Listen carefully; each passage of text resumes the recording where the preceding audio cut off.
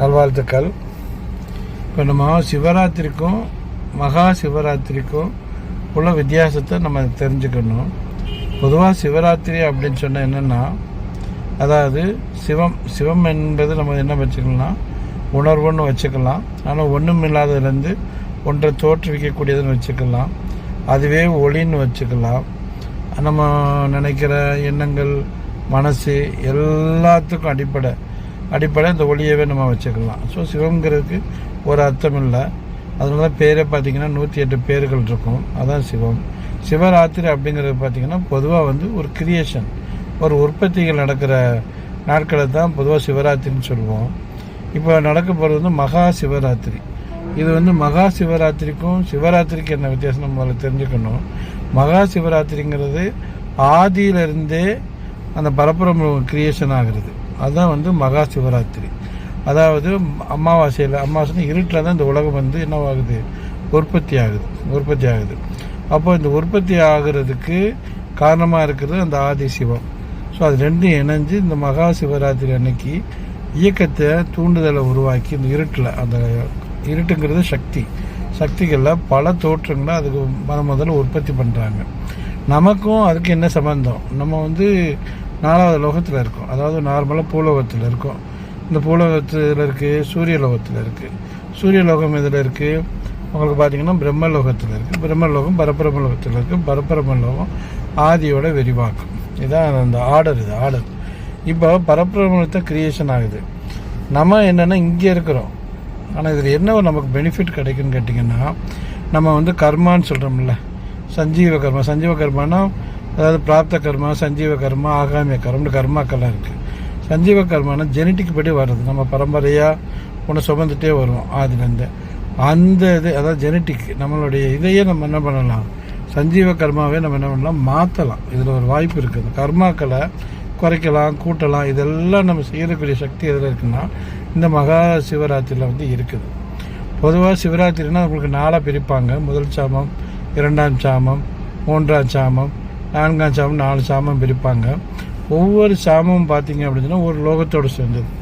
உதாரணத்துக்கு இப்போ நம்ம பரபிரம லோகம் அப்படின்னு எடுத்தோம்னா அது 2வது சாமம்.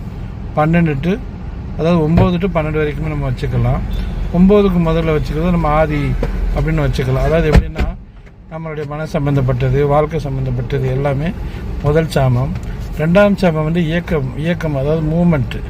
இப்போ நம்மளாம் இயங்குறோம் அப்படின்னு சொன்னால் அதுக்கு அடிப்படையாக ஒன்று இருக்கும்ல. பொதுவாக மகாவிஷ்ணு அப்படின்னு சொல்லுவாங்க. மகாவிஷ்ணுவே சந்தோஷத்துக்கும் இயக்கத்துக்கும் காரணமாக இருக்கிறவர், உயிர்களுக்கு காரணமாக இருக்கிறது சொல்லுவாங்க. அது அந்த பெயர். அப்போ பார்த்திங்கன்னா இப்போ இந்த 2ஆவது சாமம் மகாவிஷ்ணுக்கு உரியது. அந்த பரபிரமத்துக்கு அடுத்து என்ன உருவாகுன்னா பிரம்மலோகம் உருவாகுது. இந்த பிரம்மலோகத்தில் தான் எல்லா உயிர்களுடைய அடிப்படை. இப்போ நம்மளாம் எங்கே உருவாகிறோம், கருவில் உருவாகிறோம். இந்த கரு அப்படிங்கிறது எங்கே இருக்குன்னா கர்ப்பப்பை. இந்த கர்ப்பப்பை எதில் இருக்குது நல்லா பார்த்தீங்க அப்படின்னு சொன்னால் பெண்களுடைய கர்ப்பப்பைக்கெல்லாம் நம்ம உருவாகும். பெண்களுடைய கர்ப்பப்பை தான் பிரம்மலோகம். நமக்கு இப்போ வெளியில் வந்தாலும் பிரம்மலோகம் மறைஞ்சிருக்கு. சூரியலோகம் இருக்கிறதே பிரம்மலோகத்துக்குள்ளே தான் இருக்குது. இதோடைய காலம் அப்படின்னு சொல்லி பார்த்தீங்கன்னா உங்களுக்கு 12 to 3. அப்போ இந்த 9 to 12ங்கிறது நம்மளோட ஜெனட்டிக் சேஞ்சஸை பண்ணிக்கலாம். இந்த 12 to 3க்குள்ள என்ன பண்ணலாம்னா இந்த வாழ்க்கையில் நமக்கு என்ன வேணுமோ அவைகளை நம்ம கேட்டு பெற்றுக்கலாம். உடல் ரீதியான விஷயங்களை கேட்டு பெற்றுக்கலாம். அதுக்கடுத்து 4வது சாமம் இருக்குது. அது 3 to 6. இதில் என்னென்னா உலக வாழ்க்கைக்கு தேவையான விஷயங்கள், உலக வாழ்க்கைக்கு தேவையான பொருள்கள் சம்மந்தப்பட்டதை பிரம்ம முகூர்த்தம் பண்ணிக்கலாம், நம்ம வாங்கிக்கலாம். ஏன்னா நம்ம பூமிக்கும் இந்த பிரம்மலோகத்துக்கும் உள்ள கம்யூனிகேஷன் அது 4வது சாமம். இப்படி ஒவ்வொரு சாமத்துக்கும் நம்ம விதியை மாற்றக்கூடியது, நம்மளுடைய உயிர்த்தன்மையை மாற்றக்கூடியது, நம்மளுடைய உடலை மாற்றக்கூடியது, நம்மளுடைய அதாவது நம்ம வாழ்க்கைக்கு தேவையான விஷயங்களை மாற்றக்கூடியது. இந்த 4மே இந்த மகா சிவராத்திரி அன்னைக்கு இந்த 4 விஷயத்துக்குமே பவர் இருக்குது. இதை தான் அது மகா சிவராத்திரி. இதை ஒவ்வொரு ஞானிகளும் யோகிகளும் ஒவ்வொரு விதமாக அதை சொல்லிக் கொடுக்குறாங்க, ஒவ்வொரு விதமாக செயல்படுத்துகிறாங்க.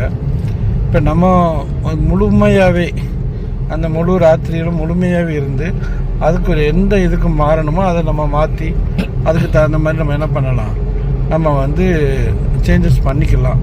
இதில் என்ன அதுக்குரிய தியானம் இருக்குது, அதுக்குரிய மந்திரங்கள் இருக்குது. ஸோ இதை ஒரு நாள் பண்ணுறது பல சிறப்புகள். இவ்வளோ நாள் நம்ம என்ன பண்ணுவோன்னா சந்திரனுக்கு மட்டும் தியானம் பண்ணிவிட்டு இல்லை சிவத்துக்குரிய ஒரு தியானத்தை பண்ணிவிட்டு அப்படியே முடிச்சுக்கிடுவோம். இன்ட்ரெஸ்ட் உள்ளவங்களாம் வாங்க. ஆன்லைனில் அன்றைக்கி அப்பப்போ அந்த டயத்துக்கு வந்து ஆன்லைன்லேயும் நம்ம என்ன பண்ணுறோம், ஆன் பண்ணி விடுறோம். கேட்குறவங்க அதை வந்து கேளுங்க. உங்கள் கூட 5 பேர் 6 பேர் 10 பேரோட அந்தந்த ஏரியாக்களில் கூப்பிட்டு வச்சுக்கோங்க. சில சந்தேகங்கள் கேட்டிங்கன்னா அதுக்கு தகுந்த மாதிரி நானும் ஆன்லைன்லேயும் பேசுகிறேன். ஸோ இந்த மகா சிவராத்திரியை எல்லாருமே சேர்ந்து கொண்டாடுவோம். நல்வாழ்த்துக்கள். எவ்வளோ பேர் வர முடியுமோ வாங்க. வரவங்க போர்வை எடுத்துகிட்டு வரனாலும் சரி, அவருக்கு தேவையான ஜாமீன் எடுத்து வந்துக்குங்க. நல்வாழ்த்துக்கள். இந்த வீடியோ உங்களுக்கு பிடிச்சிருந்தா லைக் பண்ணுங்கள், ஷேர் பண்ணுங்கள். உங்களுக்கு ஏதாவது சந்தேகம் இருந்தால் கமெண்ட் செக்ஷனில் கமெண்ட் பண்ணுங்கள்.